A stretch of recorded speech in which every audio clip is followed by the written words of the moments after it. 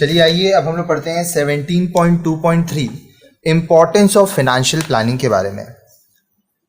Financial planning का क्या importance है, क्या महत्व है, ये देखिए। It helps to estimate accurate requirement of funds. आप देखिए आपको कितना रुपया चाहिए, ठीक है, एक्यूरेट अमाउंट ऑफ फंड्स, ठीक है, वो आपको पता चलेगा फाइनेंशियल प्लानिंग से। आप मान लीजिए बिजनेस कर रहे हैं, आप वहाँ पे फाइनेंशियल प्लानिंग की, आप कैलकुलेट किए कि आपको कितना रुपया चाहिए, क्या कौन सा पैसा कहाँ लगाना है, तो एक एस्टिमेशन आपको मिल जाएगा।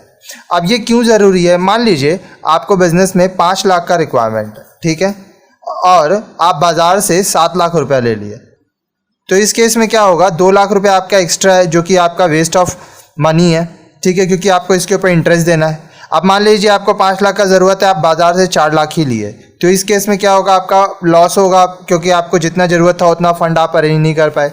इसलिए फिनेंशियल प्लानिंग करना बहुत ज़रूरी है। It facilitates in developing a sound capital structure which gives maximum returns to share holder. जब हम लोग फाइनेंशियल प्लानिंग करेंगे तो हमारा जो कैपिटल होगा, पूंजी होगा, वो अच्छा रहेगा, ठीक है, ठीक है। उससे क्या होगा कि जो हमारे शेयर होल्डर्स हैं उनको मैक्सिमम रिटर्न्स मिलेगा। अब देखिए आपके पास जितना आपको पैसा चाहिए, अगर वो रहा, आप उसको अच्छे से इन्वेस्ट कर पाएंगे तो आपको शेयर होल्डर से रिटर्न उनको अच्छा मिलेगा।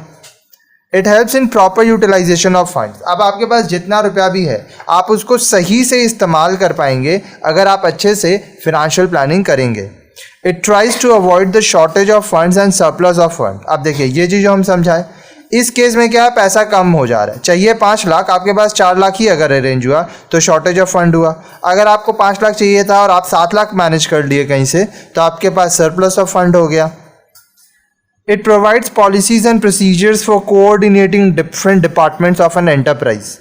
अब देखिए आपके पास डिपार्टमेंट्स है एंटरप्राइज में बहुत सारा, ठीक है, sales department, purchase department, marketing department, सब कुछ है, ठीक है।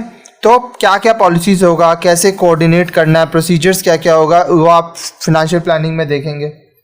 It acts as a basis to control the financial activities of an organisation.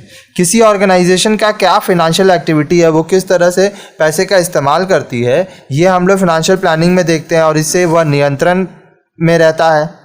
It helps to face unforeseen financial situation in the business. अब देखिए बिजनेस है तो इसमें कोई भी अनफोर्सीन सिचुएशन, मतलब अचानक से कोई भी घटना दुर्घटना हो सकती है, तो अगर आपके पास फाइनेंशियल प्लानिंग है, आप अपने रिस्क सब चीज़ को कैलकुलेट कर लिए हैं, तो आपको इसमें हेल्प मिलेगा और आपका फ़ायदा होगा।